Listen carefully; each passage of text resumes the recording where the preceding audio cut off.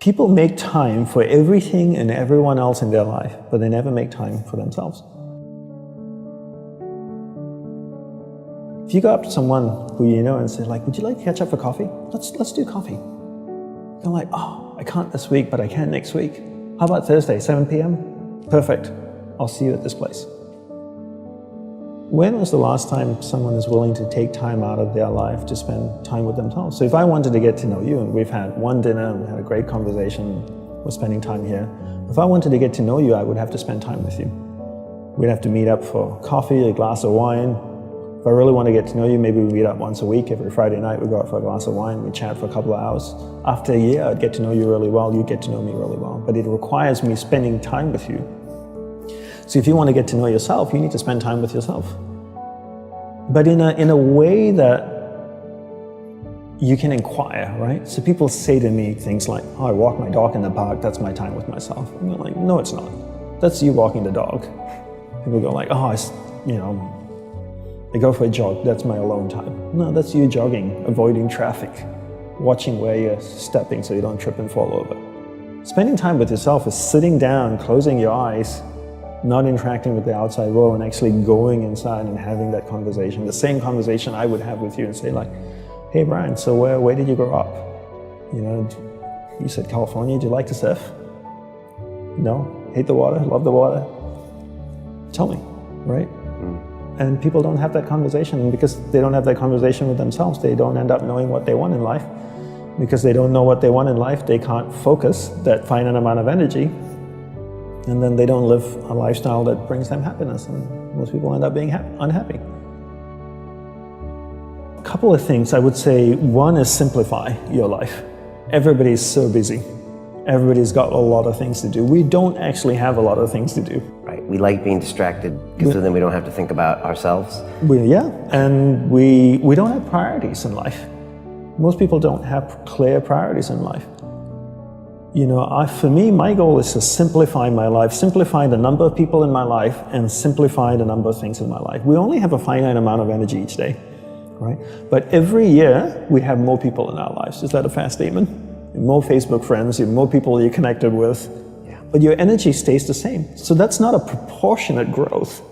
If your energy is increasing every year proportionately with the number of things and people in your life, then we don't have to talk about this. But your energy level is the same. But the amount of people and things in your life are growing almost exponentially. So whereas that doesn't work. So for me, it's always about simplifying first the people and things into your life, into who and what's most important, taking that finite energy that you have each day and focusing. Second step is learning how to focus and concentrate that finite amount of energy into the people and things that truly matter. Now you start to create a lifestyle that you actually love because you're invested into people and things that matter. And the byproduct of that is happiness. And you said happiness is not a goal. Is that correct? Yes, happiness is not a goal. And if you ask most people, what do you want in life? They say, I want to be happy. Right? Would that be a fair statement? I mean, literally, it's in the U.S. Constitution, I think, the pursuit of happiness. The pursuit of happiness. Right. I always say you should never pursue happiness. Don't pursue happiness. Pursue a lifestyle where the byproduct of that lifestyle is happiness. So happiness comes as a byproduct. I spend time with the people that I love. What is my byproduct? I'm happy. I spend time with people I don't like. I'm not happy. So don't pursue happiness. Pursue a lifestyle that gives happiness. But in order to pursue that lifestyle, you need to be clear what you want in life. What's your purpose in life? And people don't know this because they don't spend any time with themselves. People think that the more you meditate, the better it is. So 20 minutes of meditation is not as great as 3 hours of meditation. And it's actually not how we work. For us, we believed in quality as opposed to quantity. We spent the whole day preparing to meditate. What comes before meditation? Concentration. Concentration comes before meditation. So you need to learn how to concentrate in order to meditate. And we believe that you can't meditate if you can't concentrate. So we spend the whole day focusing on concentration. So when I spoke with someone in the monastery, I spoke with another monk, I gave them my undivided attention. When I worked on my laptop, I focused on working on my laptop. When I swept the sidewalk, I focused on sweeping the sidewalk. So throughout the day, I'm practicing concentration. Now when I go to sit down to meditate, I'm really focused and I can have a dynamic meditation session. And I always use the simple analogy of, take Usain Bolt, for example, the sprinter, right? I don't know much about him except he won 3 gold medals, fastest man on earth from Jamaica. I can make an assumption and tell me if I'm wrong that his whole day is structured, that he eats the right kinds of food and drinks the right amount of water. He goes to the gym. If you look at the boy, he's ripped, right?